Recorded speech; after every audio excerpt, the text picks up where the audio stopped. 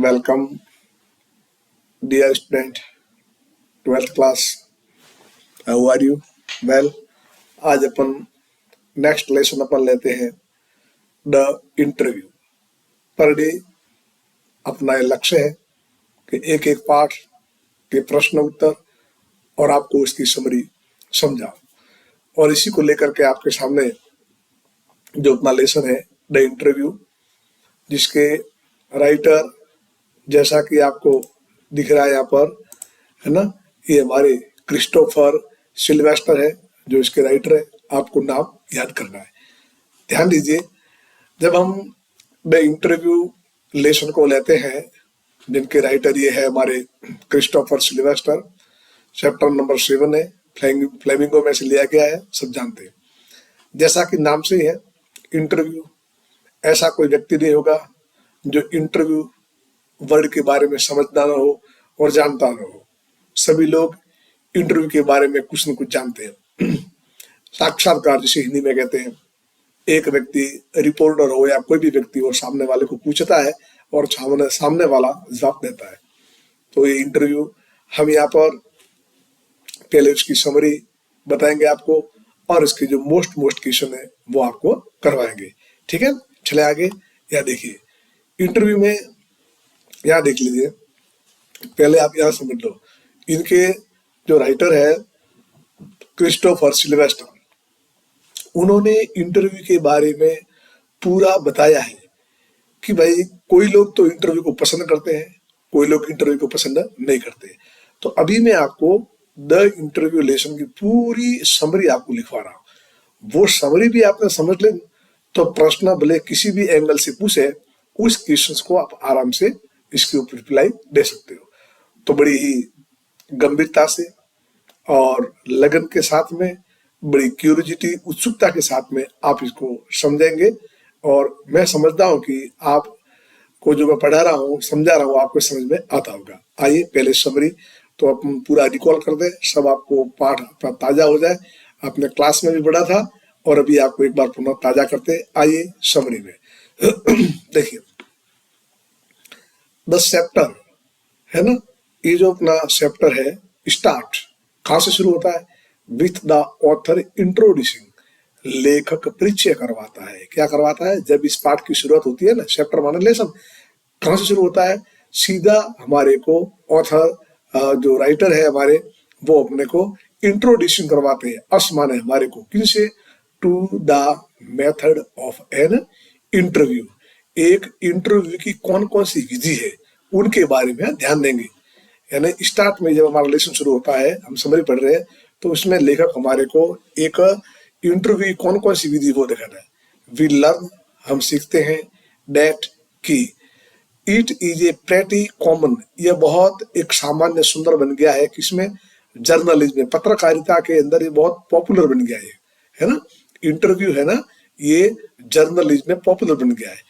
And और its origin, origin का मतलब उत्पत्ति। ध्यान दें बच्चों, इंटरव्यू मैंने पहले ही बोला है, आप 10 मिनट तो आप समरी समझ लो बच्चों। समरी समझते आपके पूरा दिमाग में आ जाएगा। इट्स ओरिजिन, इसकी उत्पत्ति, date back to 130 years before. ठीक है, अब आपको पूछ भी सकते हैं कि भाई इंटरव्यू इस वर्ड की या इंटरव्यू कब उत्पत्ति हुई? 130 ईयर्स बिफोर, 130 साल पहले इंटरव्यू की जो है उत्पत्ति हुई। ये एक्सप्रेसिव, वो बतलाते हैं, डेट की अनसरप्राइजिंगली, बिना आश्चर्य, वेरियस पीपुल, अलग अलग लोग, कैरी, ले जाते हैं, डिफरेंट ओपिनियन, अलग अलग सलाह देते हैं, अबाउट द कंसेप्ट माने अवधारणा, ऑफ द इंटरव्यू, इंटरव्यू के बारे में, एंड इट्स यूजेज, और उसके उपयोग। क्या समझे आप? राइटर हमारे को कहते हैं कि अलग अलग लोग हमें अलग अलग अवधारणा देते हैं इंटरव्यू की, इसके और उपयोग की। सम पीपुल थिंक, देखना भी, हाँ, कुछ लोग तो क्या कहते हैं, ऑफ इट वेरी हाईली, कुछ लोग तो कहते हैं कि ये इंटरव्यू है बहुत बड़ा ऊंचा है, ऊंची बात है। वाइल, जबकि अदर्स, दूसरे, कैन नॉट बियर, सहन नहीं करते हैं, गिविंग एन इंटरव्यू, वो इंटरव्यू देना पसंद करते नहीं है। समझ गए? अलग अलग लोगों की अलग अलग राय है। तो सम पीपुल, कुछ लोग, थिंक, सोचते हैं, इसको तो बहुत बड़ी ऊंची बात है। वाइल माने जबकि, others can not bear, bear माने सहन करना, दूसरे सहन नहीं कर सकते, क्या, गिविंग एन इंटरव्यू। तो अलग अलग राय हुई कि नहीं हुई। द चैप्टर टेल्स अस, ये जो हमारा अध्याय है, ये जो टॉपिक है, ये हमें बतलाता है डेट की an interview can make, interview बना सकता है ए लास्टिंग इंप्रेशन, इंप्रेशन माना प्रभाव, प्रभाव छोड़ सकता है। मोर एवर, और भी, एज पर एन ओल्ड सिंग, देखो समझता, समरी समझ लो बच्चों, प्रश्नों समझने में आपको अच्छा रहेगा। सभी स्टूडेंट्स हमारे ध्यान देंगे, समरी आप थोड़ा धैर्य के साथ, पेशेंस के साथ सुनते हैं तो क्वेश्चन आंसर में आपको बहुत बड़ी सॉलिड होगी। मोर एवर, और भी, एज पर an old saying, old saying का मतलब एक पुरानी कहावत है। क्या है, क्या कहावत है, व्हेन वी मेक, जब हम कभी, perception about a particular person, ठीक है, क्या लेते हैं, जब हम किसी एक व्यक्ति का फोटो लेते हैं, द ओरिजिनल आइडेंटिटी, तो ओरिजिनल मूल पहचान of their soul is taken away. देखो कितनी बात कही है, जब आपने पाठ पढ़ा होगा तो कुछ लोग तो ऐसा कहते हैं कि जिस प्रकार से पुराने जमाने में एक व्यक्ति का फोटोग्राफ लेना, इसका मतलब उसकी आत्मा को छुड़ाना है, ठीक वैसा का वैसा ही क्या है, इंटरव्यू में भी है। वी लर्न, हम सीखते हैं, हाउ द मोस्ट पॉपुलर, किस प्रकार से, मोस्ट माने खास, पॉपुलर माने लोकप्रिय, सेलिब्रिटीज माने नामचीन हस्तियां, हैव क्रिटिसाइड इंटरव्यू, है ना, इन्होंने आलोचना की है। वी लर्न, हम जानते हैं, हाउ माने कैसे, द मोस्ट पॉपुलर सेलिब्रिटीज, बहुत बड़ी बड़ी हस्तियों ने भी हैव क्रिटिसाइड इंटरव्यू, इंटरव्यू का उन्होंने क्या क्या है, निंदा की है। तो आप क्या समझते हो, एक तरफ तो इंटरव्यू ऊंची बात है और एक तरफ कई लोगों ने इसका मना किया है, वो इसको पसंद करते नहीं है। देखिए सिमिलरली, अब एक नाम आ रहा बच्चों, रूडयार्ड किपलिंग्स, ध्यान दें, रूडयार्ड किपलिंग्स, यहाँ देखो समझ रहे हो, रूडयार्ड किपलिंग्स हुए हैं हमारे बहुत बड़ी सेलिब्रिटी।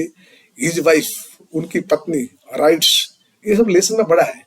रूडयार्ड किपलिंग की पत्नी है, वो लिखती है उनकी डायरी में, ठीक है, क्या लिखती है, how two reporters in Boston, किस प्रकार से जब हम लोग बॉस्टन में थे, दो रिपोर्टर आए, दो पत्रकार आए, और रन, RUIN, रन का मतलब होता है बर्बाद करना, और कैसे दो पत्रकार बॉस्टन में आए और बर्बाद कर दिया हर थिंग्स, उसका सोचना, समझ लेना, ये पहली बात हुई। रूडयार्ड किपलिंग की मैडम कहती है, वो अपनी डायरी में लिखती है कि किस प्रकार से बॉस्टन में दो रिपोर्टर आए थे और उन लोगों ने उनका दिन पूरा खराब कर दिया था। ही थिंक्स, वो सोचती है, of interview as an assault, assault माने आक्रमण। देखो वो कहती है कि इंटरव्यू क्या अपने आप में एक आक्रमण है। मोर एवर, और भी, ही इवन बिलीव्स, वह विश्वास करती है, दैट कि this crime should have a punishment, और ये जो अपराध है उसका क्या होना चाहिए, कोई को दंड मिलना चाहिए। इतना उन्होंने इंटरव्यू को बिल्कुल नेगेटिव बताया है। फर्दर, और भी, Kipling is of the thinking, Kipling सोचते हैं, डेट की नो रेस्पेक्टेबल पर्सन, कोई भी, देखो किपलिंग साहब क्या कहते हैं, कोई भी सम्मान्य व्यक्ति आस्क, पूछेगा, फॉर और गिव, देने के लिए, एन इंटरव्यू, यानी कोई सम्मान्य व्यक्ति है ना, वो तो कभी इंटरव्यू के बारे में न तो लेगा और न कभी पूछेगा। तो 100% रूडयार्ड किपलिंग ने इंटरव्यू का विरोध किया है, उनकी मैडम ने भी। और देखो क्या इस लेसन में आता है, और भी, दिस चैप्टर, बच्चों ध्यान दें, मैं आपको केवल नोट्स से बता रहा हूं, आपको पूरा पाठ आपको बोल बोल करके कहां कहां पाठ से आप पढ़े थे वो सब आपको समझाया जा रहा है। मोर एवर, और भी, this chapter also contains, contains माने है, इस चैप्टर में और आया हुआ है, क्या आया हुआ है, एन एक्सेप्ट, अंश, फ्रॉम इंटरव्यू, एक इंटरव्यू हो रहा है। देखा, ये तो पहले वाला पाठ आ गया। पहले वाले चैप्टर में ना बच्चों क्या आ रहा है, एक इंटरव्यू के पक्ष में, एक इंटरव्यू के विपक्ष में, किसने अच्छा ठहराया, किसने खराब किया ठहराया है।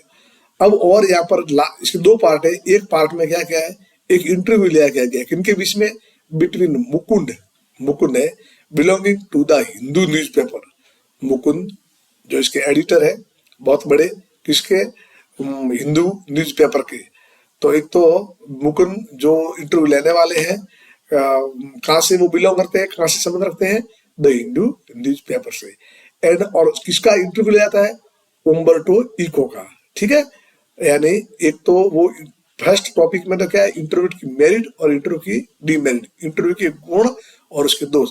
और दूसरा जो चैप्टर है इसमें आया हुआ है, वहां पर यह हमारे जो मुकुंद है पद्मनाभन, वो हमेशा हिंदू न्यूज़पेपर के जो इंटरव्यू लेते हैं, किनका लेते हैं, उम्बर्टो इको का। अब इको कौन है? इको इज ए प्रोफेसर, एक प्रोफेसर है at the university of Bologna in Italy, Italy की बोलाग्ना की यूनिवर्सिटी में वो कौन है, प्रोफेसर है। He is a daunting status as a scholar for his philosophical on semiotics, ठीक है। जो संकेतों की है उसमें उन्होंने पूरा फिलोसॉफिकल काम किया है। लिटरेरी, साहित्यिक, इंटरप्रिटेशन एंड मेडिएवल और मध्यकाल aesthetics before taking up writing fiction, ये है इको साहब का। अब आप इतना ही समझो, इको साहब का इंटरव्यू लिया है, किसने लिया है, इन्होंने मुकुंद को, जो कौन है, ये है हमारे हिंदू न्यूज पेपर से, ठीक है।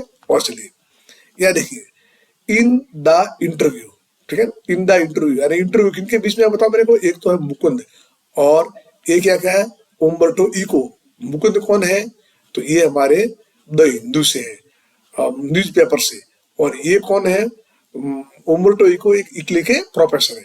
तो इस इंटरव्यू के अंदर हम देखते हैं, it centres on successful novel, किस पे बात आती है, एक बहुत बड़ा नॉवल वो सफल होता है, किसका, उम्बर्टो इको का। नाम क्या है इस नॉवल का, द नेम ऑफ द रोज। समझ लोगे, उस नॉवल का नाम क्या है, द नेम ऑफ द रोज। बहुत, his novel sold more than 10 million copies. जरा देखो ना, उसके उपन्यास ने, जिसका नाम है द नेम ऑफ द रोज, इसकी कितनी प्रतिलिपि बिकी, 10 लाख, 10 मिलियन से भी ऊपर ही हो। मुकुंद बिगिंस, मुकुंद शुरू करते हैं, यानी इंटरव्यू लेने वाले, ध्यान दें, मुकुंद कौन है, इंटरव्यू लेते हैं, किनका इंटरव्यू लेते हैं, उम्बर्टो इको का। उम्बर्टो इको कौन है, प्रोफेसर है। उन्होंने क्या लिखा, उन्होंने नॉवेल लिखा, क्या नाम था उसका, द नेम ऑफ रोज। तब मुकुंद शुरुआत करते हैं बाई आस्किंग हिम, उसको पहले पूछते हैं, हाउ ही मैनेज, तुमने कैसे व्यवस्था की आपने, to do such different things, आपने एक प्रोफेसर हो और आपने ये नॉवेल कैसे लिखा, कैसे मैनेज किया। तो उम्बर्टो रिप्लाईज, जवाब देते हैं, देखो क्या कह रहे हैं, सेइंग, ये कहते हैं, he is doing the same thing, मैंने अलग से कुछ भी नहीं किया है, मैंने वो की वो बात ही की। ध्यान दीजिए, समझेंगे, थोड़ा पाठ कहानी टाइप नहीं है तो आपको थोड़ा बड़ा रिजिड या आप बोर होते होंगे, लेकिन बच्चों समझना है। इंटरव्यू में अभी आपके सामने जो पढ़ा रहा हूं, एक तरफ आप ऐसी कल्पना कीजिए, हमारे पास में मुकुंद है, रिपोर्टर है द हिंदू से, और एक तरफ उम्बर्टो इको है। उम्बर्टो इको का एक नॉवल आया था, द नेम ऑफ द रोज, इसी कारण से एकदम फेमस हो गए, 10 मिलियन ज्यादा कॉपी उनकी बिकी। ऐसे इसमें पूछते हैं कि आप प्रोफेसर हो गए, कि भाई ऐसा नॉवेल लिखा तो क्या आपने किया है, तो ये कह रहा मैंने कुछ भी नहीं किया है, मैंने वो का वो काम किया है। फर्दर ही गोज ऑन, फिर भी गो फ्रेजल वर्ब में, वो कहते हैं जस्टिफाई, स्पष्ट करते हैं, ये जो बुक्स, उसकी किताबें, डेट रिवॉल्व, घूमती है, around peace and non violence, मेरी जितनी भी जो किताब है ना, वो किसके रिवॉल्व, माने घूमना, किसके इर्द गिर्द घूमती है, शांति और अहिंसा के बारे में। फिर हमने ये भी देखा, वी लर्न, हम जानते हैं डेट की Umberto classified himself as an academic scholar. अब हमने ये मालूम पड़ा, उम्बर्टो जो है द नेम ऑफ रोज लिखने वाले, वो वर्गीकरण करते हैं अपना, वो अपने आप को किसमें क्लासिफाई करते हैं, एज एन एकेडमिक स्कॉलर। वो आज भी, देखो समझो आप, ये इस पाठ को 1-2 बार समझोगे तब समझ आएगा। यह उन्होंने 10 मिलियन से भी ज्यादा कॉपी बिक गई, वो इतने फेमस हुए, फिर भी अपने आप को क्लासिफाई किसमें करते हैं, एज एन एकेडमिक स्कॉलर। वो तो शैक्षिक विद्वान ही मानते हैं, वो अपने आप में बड़ा नॉवेलिस्ट मानते नहीं है। ही अटेंड्स, वो उपस्थित रहते हैं, वेरियस एकेडमिक कॉन्फ्रेंसेस, बहुत सारी शैक्षणिक कॉन्फ्रेंस जो होती है, वर्कशॉप वहां जाते हैं, थ्रू आउट द वीक, सप्ते में, एंड राइट्स, और लिखते हैं नॉवल ऑन संडे, और उपन्यास कहाँ लिखते हैं, वो रविवार को लिखते हैं। समझ गए, उपन्यास तो लिखते हैं रविवार को, और अपने आप को मानते हैं क्या है, एकेडमिक स्कॉलर। और जितनी भी जो एकेडमिक कॉन्फ्रेंस होती है ना, वहां सप्ते भर में वो जाते रहते हैं। और नॉवल कब लिखा है, केवल संडे को, मतलब संडे को लिखते हैं। मोर एवर, और भी ही एक्सप्रेसेस, वो कहते हैं दैट अदर कंसिडरिंग हिम, कि दूसरे उसको मानते हैं as a novelist and not scholar does not affect him at all. फिर क्या कहते हैं, कुछ लोग मुझे क्या मानते हैं, नॉवलिस्ट मानते हैं, वो मेरे को स्कॉलर मानते नहीं है, लेकिन इसका मेरे पर कोई फर्क पड़ता नहीं। देखो बच्चों, आप ध्यान दें, डियर 12th क्लास स्टूडेंट, एक बात बता दो, ये हमारे उम्बर्टो इको है, जो एक प्रोफेसर है, एकेडमिक प्रोफेसर, और अपने आप को एकेडमिक प्रोफेसर ही वो मानते हैं। अब उन्होंने एक साइड में क्या लिखा, नोवेल लिखा 50 साल की उम्र में। तो नोवेल इतना फेमस हो गया, इतना फेमस हो गया कि लोग उनको क्या कहते हैं, लिखा ना, या इतना कहने के बाद भी वहां पर लोग उनको कभी कहते हैं, ये अटेंड, या देखे, ये कहता है कि लोग उसको मानते हैं, क्या मानते हैं, नॉवलिस्ट मानते हैं, नॉट स्कॉलर। ध्यान दे, लोग क्या मानते हैं, नॉवलिस्ट। उमल्टो इको कौन, नॉवल लिखने वाले, फेमस नॉवलिस्ट है।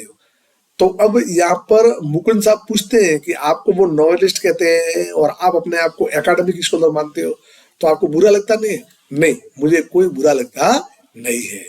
ही एग्रीज, वो सहमत होते हैं। इट इज रेदर टफ, ये कठिन है, टू इन्फ्लुएंस, प्रभाव लगाना, मिलियंस ऑफ पीपल, लाखों लोगों पर, with academic work, academic work के द्वारा प्रभाव डालना बहुत ही बड़ी टेढ़ी बात है। ठीक है, तो ये इंटरव्यू था। अब आइए, अब हम चलते हैं कंक्लूजन ऑफ द इंटरव्यू क्या है, ये समझा रहा हूं आपको, परंतु पहले आप एक बात समझ लो।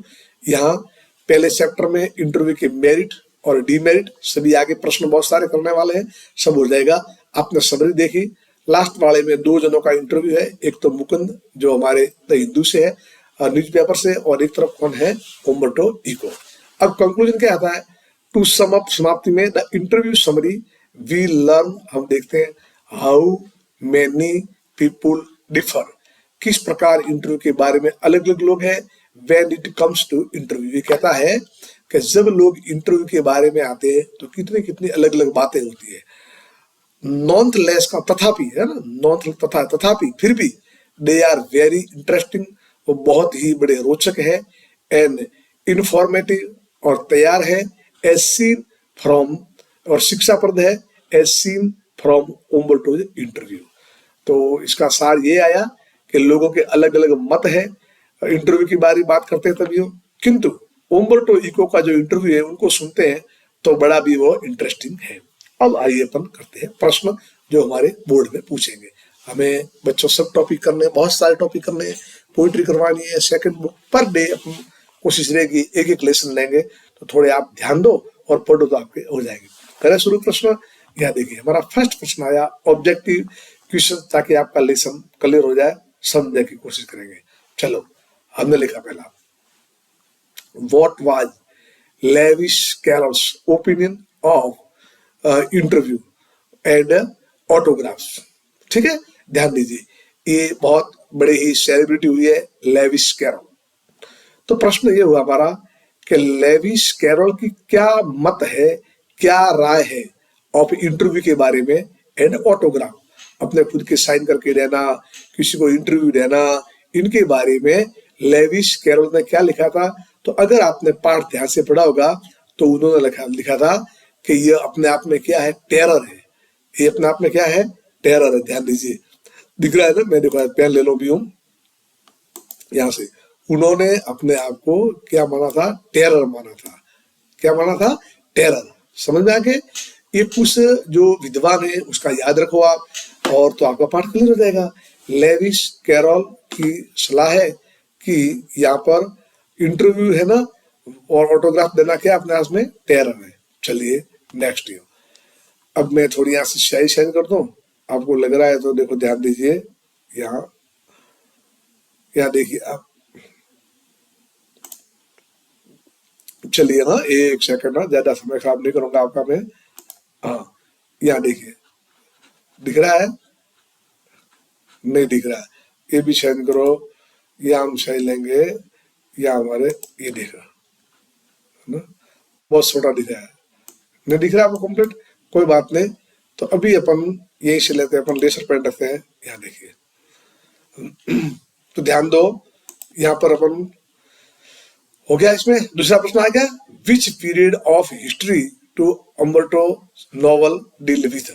चले आगे, पहला प्रश्न तो हमारा कौन सा था, वापिस लिख लेना आपने, ये तो टेरर हो गया था। अब नेक्स्ट क्वेश्चन हमारा ये है, विच पीरियड ऑफ हिस्ट्री, इतिहास का भी वह कौन सी अवधि थी जिसमें डू अम्बर्टोज नॉवल डील विथ, जिसमें उम्बर्टो साहब का जो नॉवल है ना, बुनो ने बताया था, उम्बर्टो साहब का the name of the rose novel था, वो किस जमाने की बात बताई थी, ठीक है ना, रेनेसांस पुनर्जागरण, डार्क एज की, मॉडर्न एरा की, या मेडिवल पीरियड की। तो लिखना आपको मेडिवल पीरियड की उन्होंने लिखी थी, मध्यकाल की, ये आप याद रखना, ठीक। Next question 3, how many novels has Umberto written. Umberto साहब ने कितने नॉवेल्स लिखे, 10, 8, 15। तो बच्चों ने 5 नॉवेल लिखे। कितने लिखे उन्होंने, 5th, यानी 5 नॉवेल इन्होंने लिखे हैं। समझ में आ रहा है ना, कितने नॉवेल लिखे, 5। वो है कौन बताओ, ये लिस्ट तो आपके क्लियर हो गया ना। प्रोफेसर उम्बर्टो इको है, वो हमेशा एकेडमिक स्कॉलर है, लेकिन संडे को नॉवल लिखते हैं, और संडे को लिखी गई नॉवल उनकी इतनी फेमस हो गई, इतनी उनकी फेमस हो गई कि 10 मिलियन से भी ज्यादा उनकी प्रति आ गई। तो और कितने नॉवल लिखे उन्होंने, 5th लिखे, 5 लिखे, यानी डी सही है इसका। चलिए नेक्स्ट, अगला प्रश्न आता है, एट द एज, किस उम्र में did he start writing novel. भाई साहब वो कौन थे, बच्चों बोलो तो कौन थे, वो तो अकादमिक प्रोफेसर थे, लेकिन 50 साल की उम्र में उन्होंने नॉवेल लिखा। देखो ना, 50 इयर्स की उम्र में उन्होंने नॉवेल लिखा है, एट द एज ऑफ 50 लिखेंगे, ठीक है, डी होगा हमारा, याद रखोगे। आगे चलते हैं, who is the author, who is the author of the lesson the interview. The interview का जो हमारे लेखक कौन है, ये तो आपको मालूम होगा, कौन है बताओ मेरे को, क्रिस्टोफर प्रिस्ट, क्रिस्टोफर सिल्वेस्टर, जेबी प्रिस्टली, या अल्फ्रेड जॉन कर्सली। बिल्कुल आपको मालूम है, बी हमारा सी है, क्रिस्टोफर सिल्वेस्टर, इसके हमारे राइटर है, इसके हमारे ऑथर है, इसको आप भूलना मत हो। चलिए नेक्स्ट प्रश्न, अब आपके शॉर्ट आंसर टाइप क्वेश्चन, बस हमारा एक ही मकसद, पर डे में एक लेसन हमारा कंप्लीट हो जाना चाहिए पर डे। अभी आओ ग्रामर के भी कुछ लिखवाएंगे, काफी काम करवाएंगे आपको, अपने पास में 1 महीना पड़ा है, तो उसमें हर दिन का हमारे को पूरा पूरा उसको यूटिलाइज करना है। चलिए अब आया हमारा शॉर्ट आंसर। पहला प्रश्न देखो पूछा, क्या पूछा, समझो प्रश्न अच्छी तरह से, धैर्य के साथ प्रश्न समझो, लिखो, why do most celebrity writers despise being interview. अब हमारे बहुत सारे बच्चे इसको समझ नहीं पाते, और समझ इसलिए नहीं पाते हैं कि वो अभ्यास नहीं किया। ऐसे कई बच्चे भी हैं, उनके मन में लग रहा है कि सर हमारे को पूरा लेसन तो समझ में आ गया है, हम समझ भी गए हैं, हमारी इच्छा भी है लिखने की, लेकिन लिखने बैठते हैं ना तब हम लिख नहीं पाते हैं, है ना। जब ये आपके मन में जब भाव आ रहा है, ये मन में प्रश्न खड़े हो रहे हैं, तो समझो आप सीखने के नजदीक पहुंच चुके हो। अब ऐसी स्थिति में आपके सामने बच्चों 2 ऑप्शन है। अगर आप घबरा गए कि मैं इतना पढ़ता हूँ, पढ़ती हूँ, लेकिन मैं लिख नहीं पाती हूँ, लिख नहीं पाता हूँ, रहने दो इसको, तब तो आप पीछे आ गए। लेकिन हिम्मत रखी, पर डे आपने क्लास अटेंड की, पर डे क्लास अटेंड की। मैं तो ये कह रहा हूँ कि ये हमारा जो पीरियड आपके सामने प्रेजेंट होता है वो 5:30 का है, तो आप ये कोशिश रखो कि मैं 5:30 पे ही इसको क्लास में बैठूंगा, तो कुछ बात बनेगी। इतनी आपकी विल पावर होनी चाहिए, आप 5:30 की क्लास में ही बैठो 100%, और फिर आप देखो 1 दिन, 2 दिन, 4 दिन, 5 दिन आपके आलस्य पीछे पीछे जाएगी, फिर बाद में आलस्य को हटना पड़ेगा और आपको याद हो जाएगा। तो घबराया नहीं, वैसे मैं उन स्टूडेंट्स के लिए कह रहा हूँ जो पूरी कोशिश कर रहे हैं कि याद हो रहा है, याद हो रहा है, लेकिन लिखने बैठते हैं अटक जाते हैं। मत घबराओ, आप कंटिन्यू, आप लगे रहो, आपको ऑटोमेटिक आप सीख जाओगे, ठीक है। करें शुरू। तो पहला प्रश्न, Y do most celebrity, celebrity का मतलब हस्तियां, जानी मानी, ख्याति प्राप्त, क्यों खास करके विशेष जो हस्तियां है, राइटर्स राइटर्स लेखक, ज्यादा जानी माने लेखक है, ज्यादा जाने माने लेखक है, डेस्पाइज माने मना करते, बीइंग इंटरव्यूड अपना इंटरव्यू होना। प्रश्न का अर्थ हुआ कि बहुत बड़े जाने माने लेखक है, वो अपना इंटरव्यू लेने में क्यों मना करते हैं, बस ये प्रश्न आ गया। भाई माने क्यों? मोस्ट ज्यादातर सेलिब्रिटी माने ख्याति प्राप्त हस्तियां, राइटर्स माने लेखक, डेस्पाइज माने मना करते हैं, बीइंग इंटरव्यूड वो अपना इंटरव्यू लेने में क्यों मना करते हैं, क्या कारण है? देखो इसके अथवा में भी दिया है, why do most celebrity have to be interviewed. दोनों का अर्थ एक ही है सॉरी और आप दोनों में से कोई भी लिखो, एक ही प्रश्न समझना है। वाई डू मोस्ट सेलिब्रिटी, क्यों ज्यादा हस्तियां या सेलिब्रिटी हेट माने नफरत करती है, टू बी इंटरव्यूड वो अपने आप में इंटरव्यू लेने में क्यों नफरत करती है। समझ गए ना? बड़ी बड़ी हस्तियां, हस्तियां को बोलते हैं सेलिब्रिटी, और वो भी कैसे सेलिब्रिटी? मोस्ट सेलिब्रिटी हेट नफरत करती है। इस शब्द पढ़ो, देखो, डेस्पाइज मना करना, हेट नफरत करना, टू बी इंटरव्यूड हमारा इंटरव्यू होना नहीं चाहिए, यानी अपना इंटरव्यू लेने के अंदर वो नफरत करते हैं, अपना इंटरव्यू लेने में वो मना करते हैं। तो क्यों करते हैं? तो यह देखिए, बिल्कुल एक सिंपल सा सेंटेंस है, आप याद कर लोगे, आराम से लिख दोगे। नंबर एक, तो इन लोगों ने क्या बोला है देखो, आप इसको ऐसे लिख सकते हो, यहां से शुरू करो, मोस्ट सेलिब्रिटी राइटर, अब डेस्पाइज है तो आगे डू है तो डेस्पाइज जाएगा, most celebrity writers despise being interviewed, और लिखा दो बिकॉज, और फिर लिखो बिकॉज इट इज इमोरल, ये अनैतिक है। ये लाइन आपको याद हो जाएगी, इट इज इमोरल, अनैतिक है, इट इज क्राइम, ये अपराध है, इट समहाउ डी माइनसेज माने कम करता है, देम उनको, किनको? इन सेलिब्रिटी को। हाँ, समझ गए क्यों ये लोग मना करते हैं? वो कहते हैं कि it is immoral interview, it माने इंटरव्यू, मैं पूरा प्रश्न केवल आपके सामने लिख के दे नहीं रहा हूँ, समझा रहा हूँ।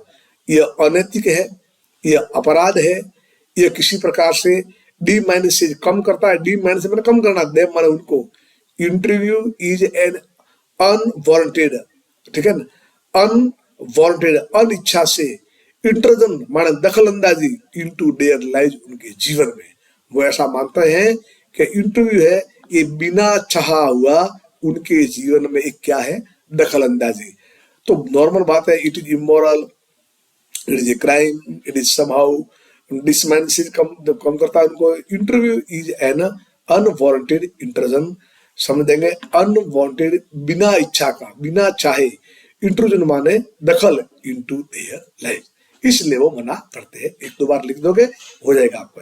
नेक्स्ट प्रश्न दो आया हमारे पास, दो प्रश्न आया, व्हाट इज द बिलीफ, क्या विश्वास है, क्या विश्वास है, इन सम कुछ प्रीमिटिव, प्रीमिटिव मतलब आदि, पूर्व पूर्व पूर्व पहले, मैनी मैनी मैनी यस एगो एगो, प्रीमिटिव आदिकाल, कल्चर माने संस्कृति, अबाउट बीइंग फोटोग्राफ।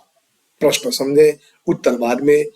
ऐसी क्या धारणा है कि कुछ आदिकालीन संस्कृति में फोटो लेने के बारे में, है ना, बीइंग फोटो, यानी कि जो पुराने जमाने की संस्कृति में फोटो लेने के बारे में क्या विश्वास है, यानी एक जमाने में जब फोटो लेते थे, फोटोग्राफ किसी का लेते थे, तो क्या धारणा बनी हुई थी, वो क्या सोचते थे, है ना। इस लेसन में देखो बात आई थी, इंटरव्यू वाले दोस्त में लिखा है कि एक इंटरव्यू लेना उसके बराबर है जैसा कि आदिकाल जमाने में किसी व्यक्ति की फोटो लेते, पुराने जमाने में, पहले प्रिमिटिव कल्चर में तो क्या मानते थे, फोटो लेना मतलब, या देखो लिखा है, इन सम प्रिमिटिव कल्चर, यानी आदि संस्कृति में, इट इज बिलीव्ड, ये माना जाता है, इफ वन, यानी पूरा भाई पूरा पुरानी बातों में माना जाता है, if one takes a photograph, अगर कोई फोटोग्राफी करता है, पोर्ट्रेट माने फोटो ऑफ समबडी, किसी की,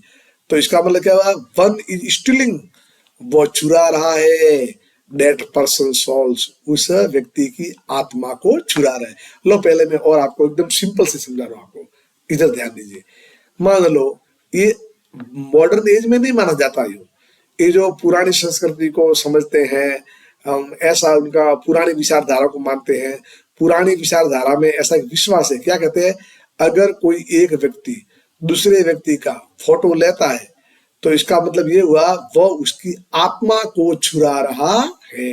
तब लिखा इन सम प्रिमिटिव कल्चर, पुरानी संस्कृति में, इट इज बिलीव्ड, ये माना जाता है, if one takes a photographic portrait, अगर कोई किसी का फोटो लेता है ऑफ समबडी किसी का, तो one is stealing that person soul, वो उस व्यक्ति की आत्मा ले जाता है। मोस्ट प्रश्न था, इनको याद कर लेना।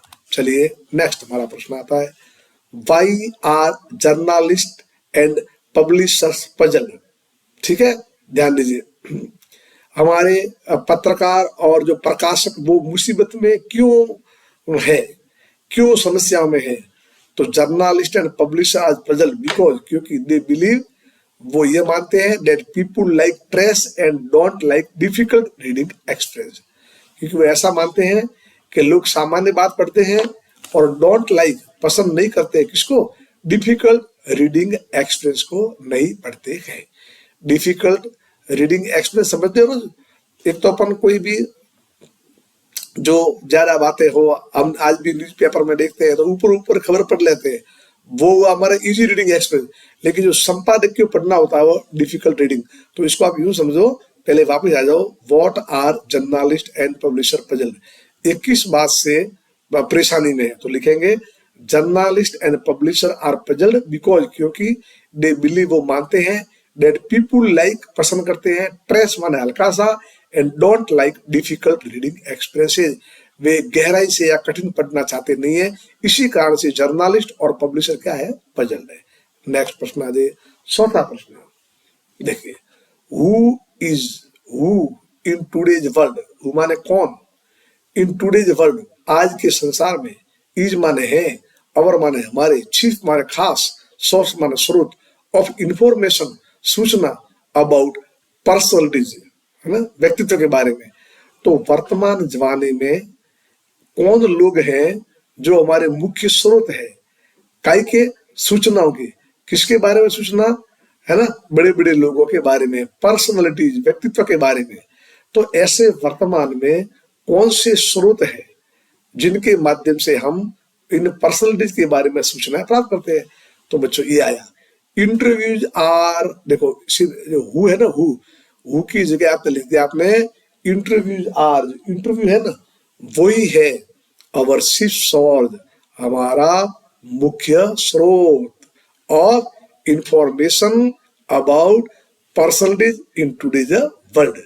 अगर वर्तमान दुनिया में सूचनाएं बड़े बड़े व्यक्तियों के बारे में प्राप्त करनी है, तो इसके लिए हमारे पास सोर्स कौन है बच्चों, इंटरव्यूज, इंटरव्यू का पुनः बना लो, इंटरव्यूज हो जाएगा यार, मालूम पड़ा। पहले प्रश्न समझ गए कि वर्तमान जमाने में जो बड़े बड़े व्यक्ति है, जो पर्सनलिटीज है, उनके बारे में सूचना देने के लिए कौन मुख्य स्रोत है, सिर्फ सोर्स, सोर्स माने स्रोत, तो इनके लिए स्रोत कौन है, इंटरव्यू।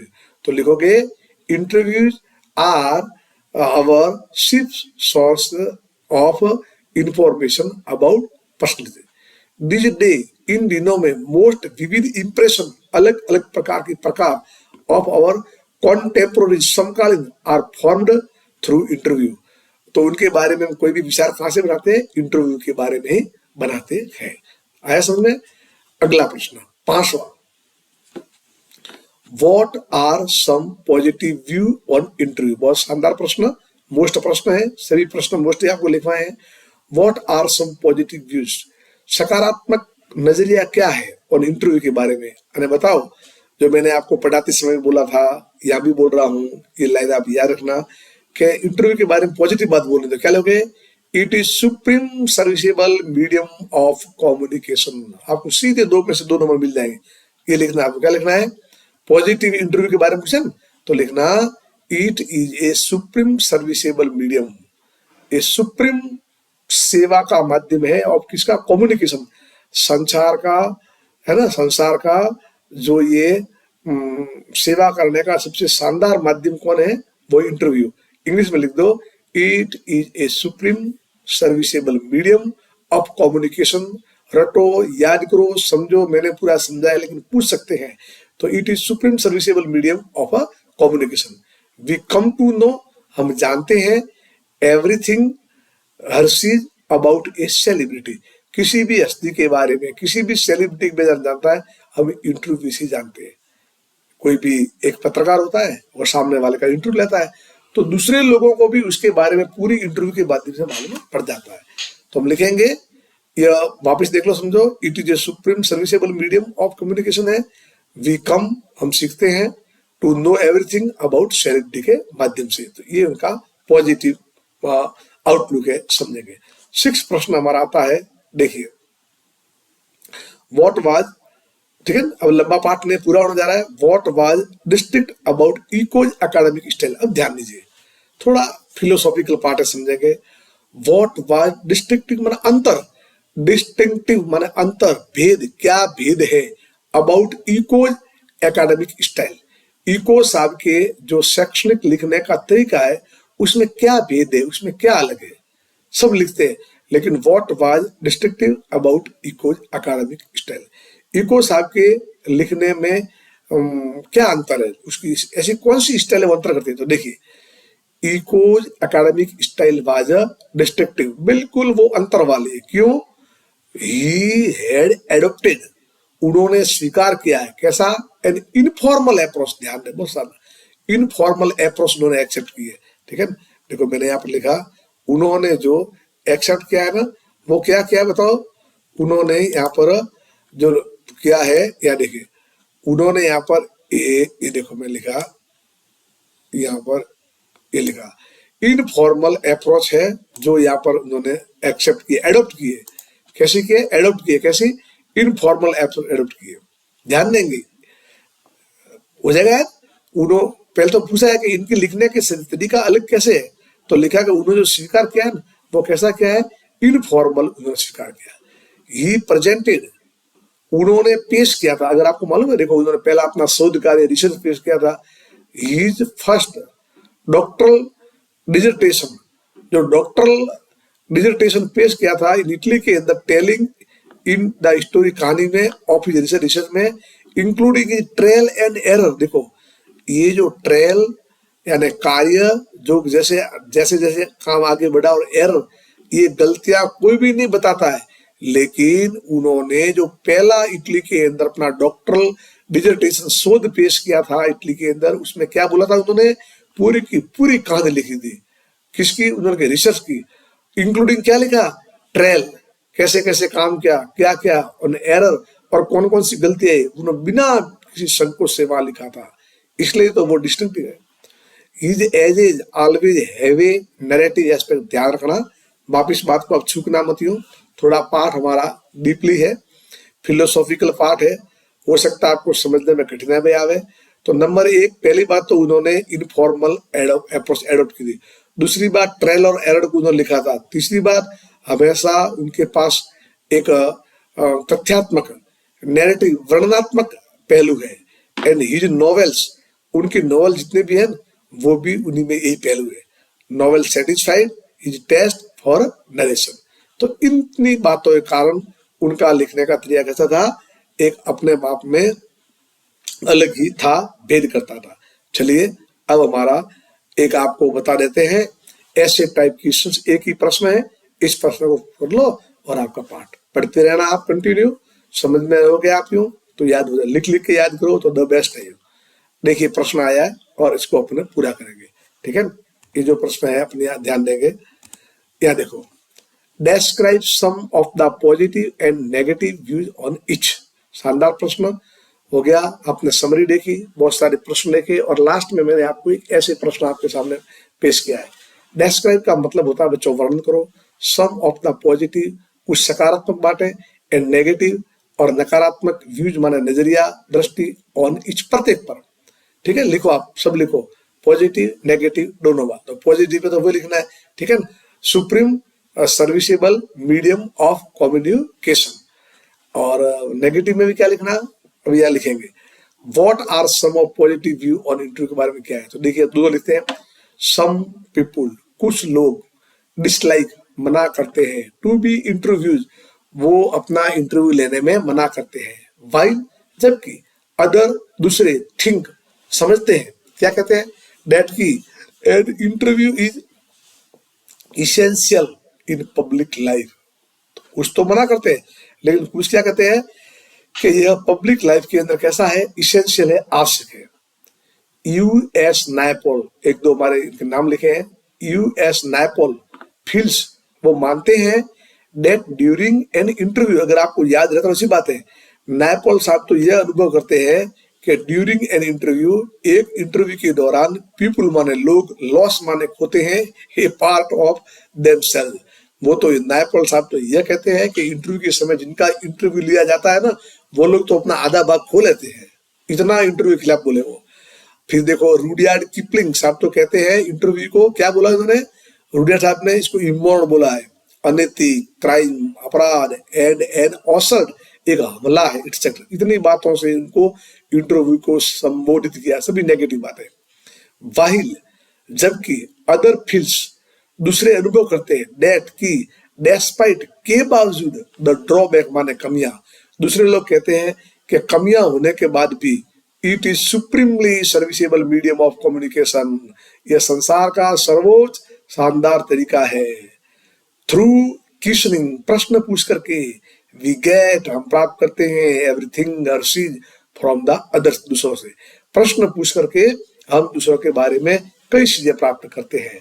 द फैक्ट माने हकीकत, इज माने है, दैट माने की, द इंटरव्यू माने इंटरव्यू, नाउ हैव बिकम, बन गया है, एक कॉमन प्लेस, एक सामान्य बात बन गई है, किसमें, इन जर्नलिज्म। और हम भी देखते हैं पत्रकार तो हर एक का इंटरव्यू ले लेते हैं, सामान्य बात गई, वो इंटरव्यू लेते हैं तभी तो हमें मालूम पड़ता है उसके बारे में, तो कॉमन बन गया है।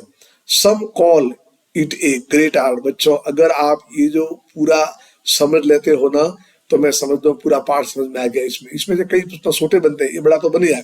Some call it a great art, कुछ लोग उसको एक बहुत बड़ी कला मानते हैं। सम पीपुल बिलीव, कुछ लोग विश्वास करते हैं, डेट की, थ्रू इंटरव्यू, इंटरव्यू के द्वारा, वी कम टू नो, हम जानते हैं, एवरीथिंग, हर चीज, अबाउट द पीपुल, लोगों के बारे में।